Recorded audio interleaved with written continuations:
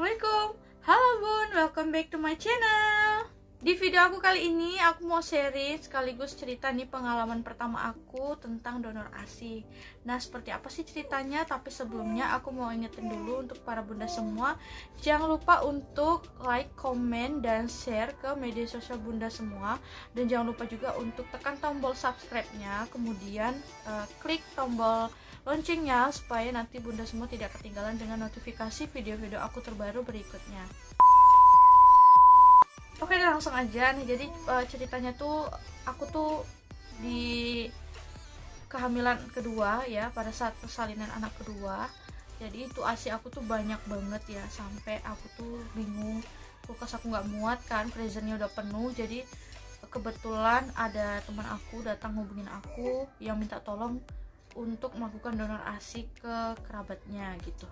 Nah, kebetulan banget karena aku memang ASInya banyak banget, jadi aku awalnya sempet bingung nih, sempet kayak ragu-ragu gitu, kayak mana sih, kayaknya donor ASI tuh kayaknya menurut aku tuh kayak menakutkan gitu, takutnya salah-salah gitu, apalagi kan yang namanya ASI itu kan semua tergantung dari apa yang kita makan gitu kan.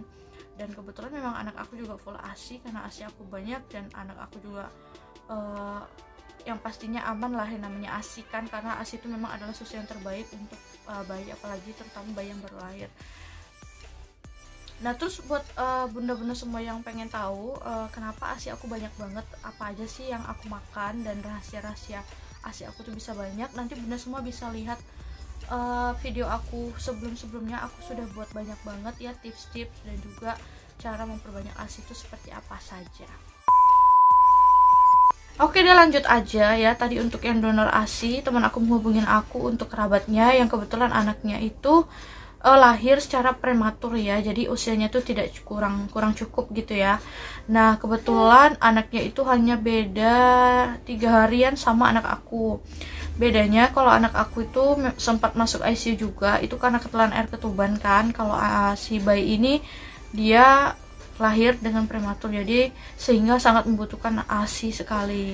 Nah, pada saat itu aku nggak langsung memutuskan untuk iya aku mau donor ASI gitu. Jadi aku tuh sempat mempertimbangkan dulu, mencari-cari tahu sumber informasi gimana sih cara mendonor ASI, terus hukumnya nih dalam agama Islam itu seperti apa kan, karena agama aku sendiri kan muslim gitu. Jadi aku nggak mau salah langkah. Dan kebetulan si bayi yang prematur ini itu tuh jenis kelaminnya laki-laki, juga sama dengan anak aku yang kedua. Tapi di sisi lain aku kan juga punya anak perempuan, anak pertama, jadi aku nggak mau salah langkah dan salah mengambil keputusan. Nah, setelah aku mencari tahu hukum donor ASI dalam agama Islam, itu akhirnya aku mengetahui ya dari salah satu ustadz, itu hukum mendonorkan ASI itu dalam Islam itu ternyata sah-sah saja, asalkan kita paham mekanismenya dengan benar, seperti kita mencatat dan juga kita memiliki berkas atau biodata anak-anak yang kita susuin gitu ya, anak yang menerima donor ASI kita.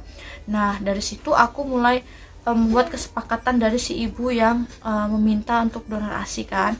Aku minta bagaimana kalau misalnya aku minta biodatanya si anak gitu, kayak kalau anak baru lahir itu kan baru ada punyanya itu adanya surat keterangan lahir gitu kan, sama seperti anakku karena aktenya belum ada. Nah, itu aja sebagai syarat utama kalau aku mau memberikan ASIku. Kenapa? Dan aku jelaskanlah sedetail-detail mungkin. Dan sebelumnya itu juga pasti aku udah bertanya dulu sama ibu dari bayi yang ingin meminta ASIku. Pastinya ibu tersebut sudah tahu kan bagaimana donor ASI, hukum donor ASI dalam agama Islam. Jadi supaya nggak salah-salah langkah dan nggak ada hal-hal yang tidak diinginkan gitu nanti ke depannya.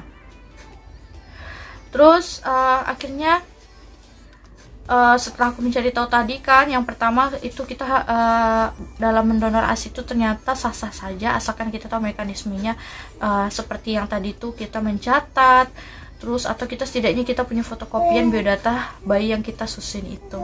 Yang kedua, anak yang meminum susu itu akan menjadi anak susu kita. Nah, jadi anak yang aku donorkan ASI itu otomatis dia secara tidak langsung akan menjadi anak susu aku, yaitu juga dalam kata lain dia juga menjadi mahram atau saudara sekandung dengan anak-anak aku. Jadi sehingga mereka ini jangan sampai ada hubungan-hubungan yang apa ya, kayak aku kan punya anak pertama perempuan tuh. Nah, anak yang aku susuin ini kan yang menerima donor ASI ini laki-laki, jadi jangan sampai mereka tuh nanti menikah, karena anak yang menerima donor ASI ini tadi sudah menjadi anak susu aku, otomatis mereka sudah jadi mahram atau saudara sekandung, seperti itu ya.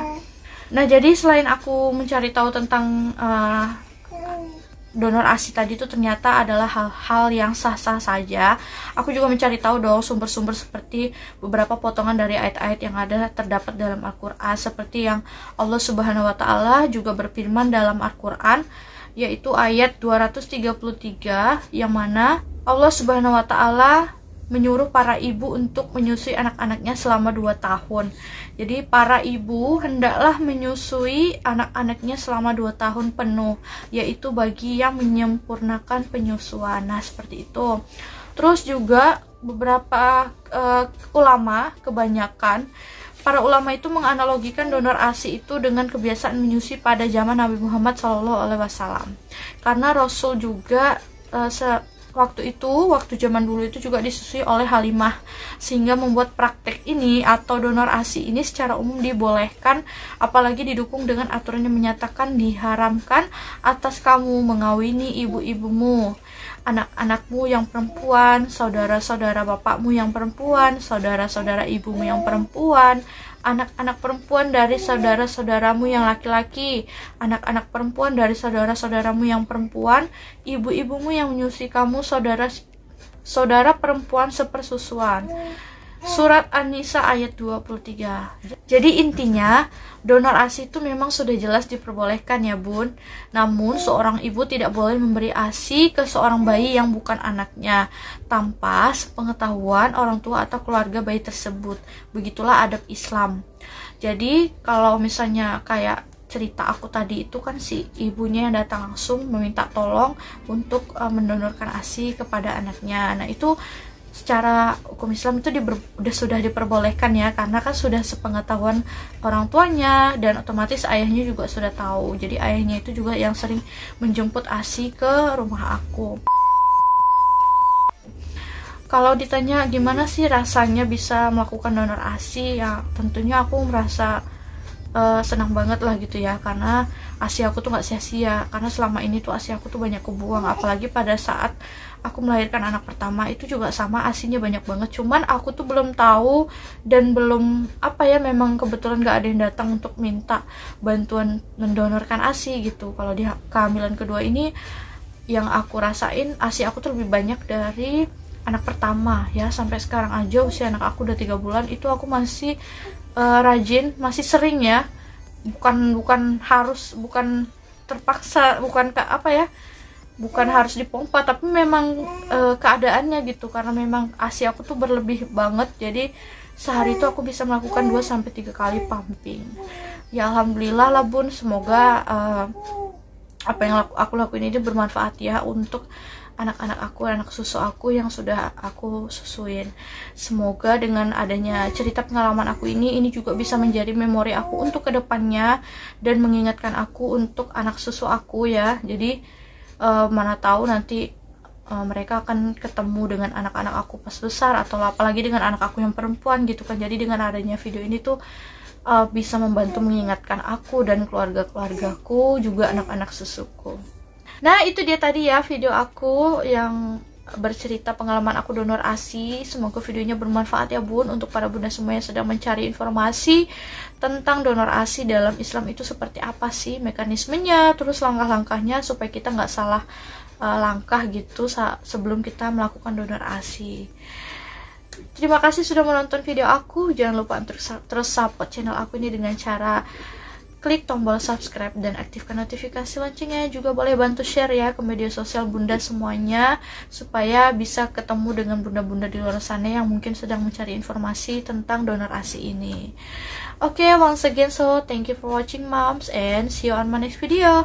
Bye bye. Assalamualaikum warahmatullahi wabarakatuh.